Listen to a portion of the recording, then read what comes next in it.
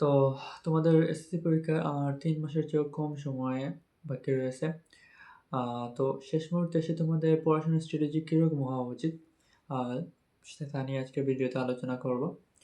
তো যাদের প্রিপারেশন আ মোটামুটি লেভেলে আছে বা ভালো লেভেলে আছে বা যাদের প্রিপারেশন অবস্থা অত্যন্ত খারাপ সবাইকে নিয়ে আলোচনা করব। তো ফার্স্ট অফ অল কয়েকটা কথা যদি তোমার প্রিপারেশন মোটামুটি হয়ে থাকে তাহলে আমি বলব যে তোমার যদি মনে হয় তুমি যতগুলো অধ্যায় বা শেষ করে ফেলেছো সেগুলো যদি তোমার এ প্লাস আসা পসিবল তাহলে আমি বলবো এখানে স্টপ করো এবং তোমার এই মুহূর্তে আর নতুন কোনো চ্যাপ্টার পড়াশোনা করার দরকার নেই।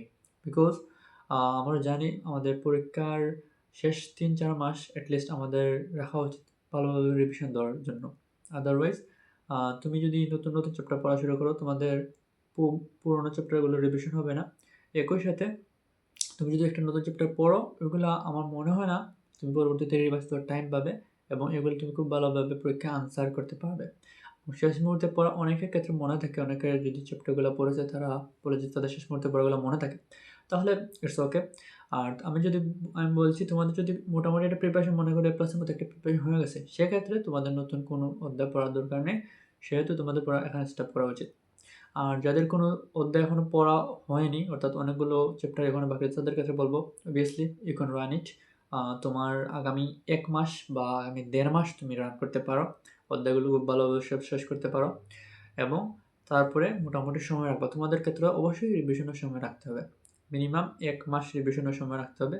এই সময় নতুন কোনো চ্যাপ্টার পড়া যাবে না। অর্থাৎ এটাও একটা হাই টাইম, অর্থাৎ তোমাদের প্রিপারেশন খারাপ থাকলেও তোমাদের একটা হাই টাইম চলতেছে। আমি মনে করি যদি এখনই পড়াশোনা ভালোভাবে শুরু করো তাহলে অবভিয়াসলি তোমাদের একটা ভালো রেজাল্ট করা পসিবল আছে। আর যাদের প্রিপারেশন অত্যন্ত ভালো তাদের ক্ষেত্রে তো ঠিক আছে, অবশ্যই তুমি তোমার তো সব চ্যাপ্টার মোটামুটি কভার, তুমি ভালোভাবে রিভিশন দিবে। কীভাবে রিভিশন দিবে?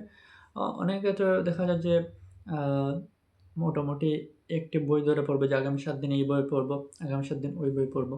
তো এটা তোমাদের স্ট্র্যাটেজি যদি মোটামুটি আমি মনে করি তুমি পড়তে পারো, বাট ইট ওয়াজ বেটার তুমি যদি সবগুলো মোটামুটি ২ টা বই একসাথে রাখো বা ৩ টা বই একসাথে রাখো তাহলে সবগুলো বই টাচে থাকে।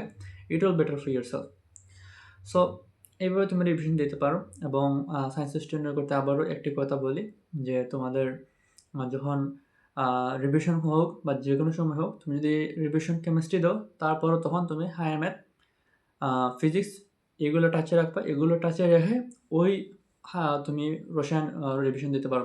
ওই ২ টা টাচে রেখে তুমি বাংলা প্রথম, বাংলা দ্বিতীয় রিভিশন দিতে পারো। অর্থাৎ তোমার এটা মনে রাখতে হবে যে প্রায়োরিটিতে তোমাকে অবশ্যই উচ্চতর গণিত এবং তোমার ফিজিক্স বইটা সবার উপরে রাখতে হবে। তারপর এর পাশাপাশি অন্যগুলো রিভিশন দিতে হবে।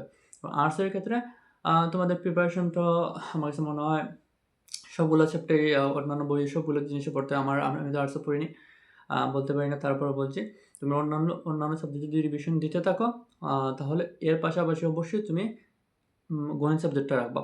গণিতটা নিয়মিত রাখবা, গণিতটা দৈনিক গণিতের কমপক্ষে ২ ঘন্টা সময় দিবা এবং এর পাশাপাশি যদি অন্যান্য সব সাবজেক্টগুলো রিভিশন দাও it's okay, no problem. So এটা হওয়া উচিত আমাদের রিভিশন স্ট্র্যাটেজি।